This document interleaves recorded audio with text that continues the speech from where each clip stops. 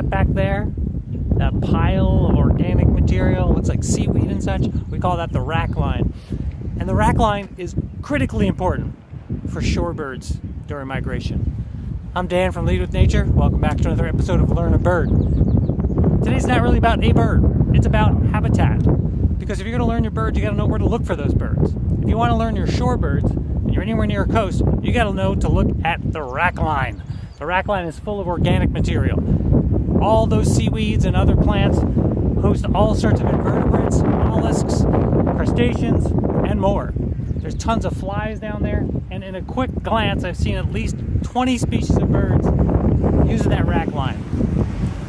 There's tiny little songbirds like sparrows. There's huge birds like black-backed gulls. There's pipits. There's plovers. There's sandpipers. Many types of each. There's ducks. You name it. The wrack line is a larder. And when we think about where we want to go find birds, we think about what's lacking and what's in abundance. What's a larder? And during migration, which is where we are right now, this is mid-May on the coast of Maine, these birds need a ton of fuel. They are next-level athletes on this amazing journey with the clock ticking. They got to get their butts up to the Arctic, most of these birds, where they're going to breed. They have to establish territories. They got to breed, make their babies fast in a short window of time when there's no ice and snow and there's enough insects to eat. And then they got to turn around and get them back out of there.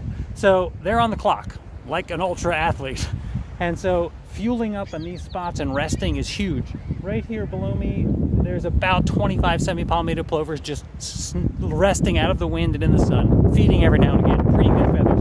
We've got least sandpipers, we've got spotted sandpipers, we've got ruddy turnstones, we've got common eiders, we've got at least 3 species of gulls, red-winged blackbirds, you name it.